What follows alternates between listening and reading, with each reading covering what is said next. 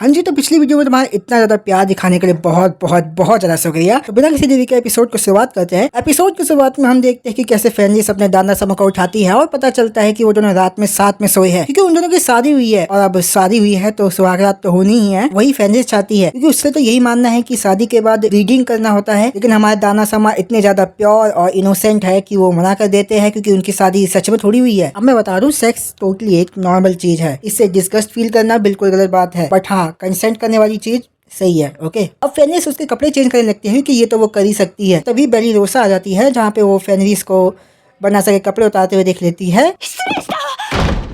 अब ओपनिंग आने के बाद हम देखते हैं कि कैसे बनासा सान और फेनरिस उन चारों लड़कियों को ट्रेन कर रहे हैं, जिसमें वो सब एक बोल से लड़ रहे हैं।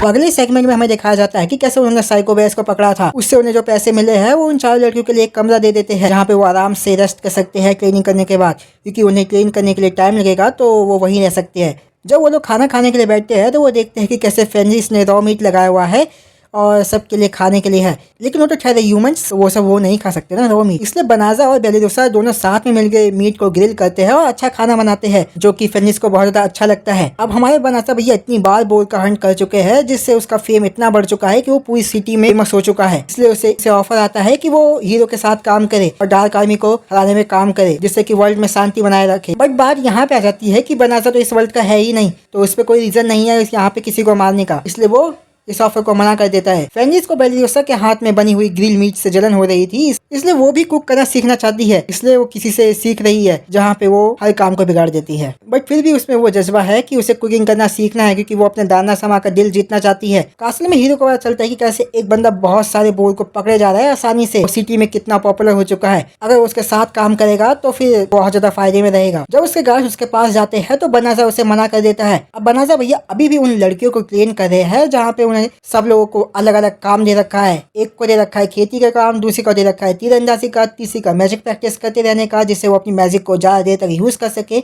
और चौथी का बड़े बड़े एनिमल से लड़ने का। और ये विच की मदद के लिए बनाजा भैया अपने मैजिक से एक रिंग तैयार करते हैं, जो विच को दे देते हैं। तो वो उस रिंग को अपने रिंग फिंगर में डालने की कोशिश करती है, बट फेनरिस उसे रोक लेती है और उसे वार्न करती है कि खबरदार अगर तुमने उस रिंग को अपने रिंग फिंगर में डालने की कोशिश करी तो। मुझे लग ही रहा था कि ये ऐसे बोलेगी।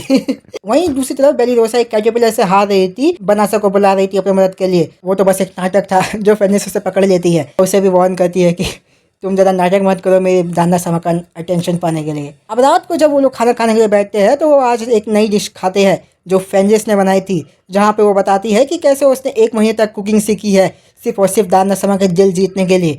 हमें पता चलता है कि पीछे एक डीमन उनको देख रहा है, जो फेनरिस को जानती है।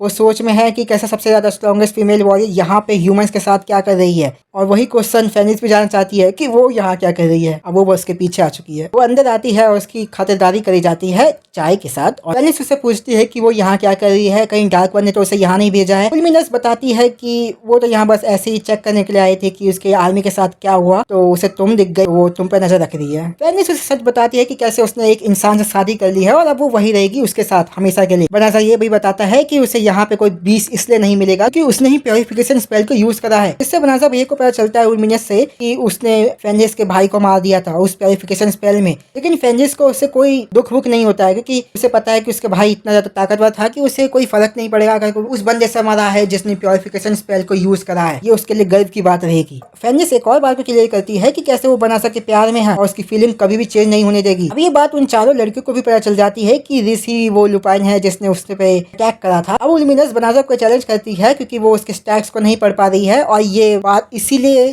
स्ट्रेंज है क्योंकि डार्क वन भी उसके पास से अपने स्टैट्स को नहीं छुपा सकते हैं। ये थोड़ा सा अलग बंदा हो सकता है, इसलिए उसे चैलेंज करती है लड़ने के लिए 1-on-1, और वो एक्सेप्ट भी कर लेता है। वो दोनों बाहर जाते हैं जहाँ पे फाइट करने के लिए। रूल सिंपल होते हैं, मैजिक अलाउड है और जो पहले सरेंडर करेगा वो हार जाएगा, जिसमें लुमिनस अपना मैजिक यूज करती है डिस्ट्रैक्ट करने के लिए, और फिर तुरंत ही दूसरा मैजिक भी यूज करने लग जाती है जिससे वो फेनरिस को भी मार सके। बट बनासा भैया जिसे स्पेल यूज कर देते हैं, जिससे कि दोनों स्पेल खत्म हो जाते हैं, और अपने एक और मैजिक स्पेल से ही उसको पकड़ लेते हैं, इसमें हमारे उलमिनस हार जाती है। पर ऐसा भैया अपने घर में उन चारों लड़कियों को बात करते हैं कि कैसे उन्होंने फेनिक्स की रियल आइडेंटिटी को इसलिए छुपाया था जिससे कि वो कहीं कुछ गलत ना कर दे, बट उससे कोई फर्क नहीं पड़ेगा अगर वो कैसल में रिपोर्ट कर देते हैं। बट वो मना कर देते हैं कि वो जानते हैं उनके साथ ऐसा बिट्रेल करना अच्छा नहीं होगा। फेनिक्स को कुछ महसूस होता है, तभी वो लोग बाहर जाते हैं और देखते हैं कि डार्क आर्मी रखी है, ड्रैगन की सेना पूरी, और वो भी उलमिनस लेके आई है। पर नाजा भैया अपने हैकर ठहरे उन्हें भी हरा देते हैं। अब ये सब देख के डार्क वन बहुत ज्यादा क्यूरियस हो जाता है ये जानने के लिए कि ये है कौन,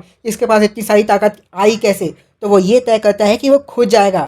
अब देखो कुछ भी हो, मजा बहुत आने वाला है, लेट्स सी क्या होगा। एपिसोड यहीं पे खत्म हो जाता है। अगर एक्सप्लेनेशन अच्छा लगा हो तो सब्सक्राइब कर दो, लाइक कर दो, क्योंकि मैं इसके सारे एपिसोड को एक्सप्लेन करने वाला हूँ। मिलते हैं अगले वीडियो में, तब तक के लिए बाय।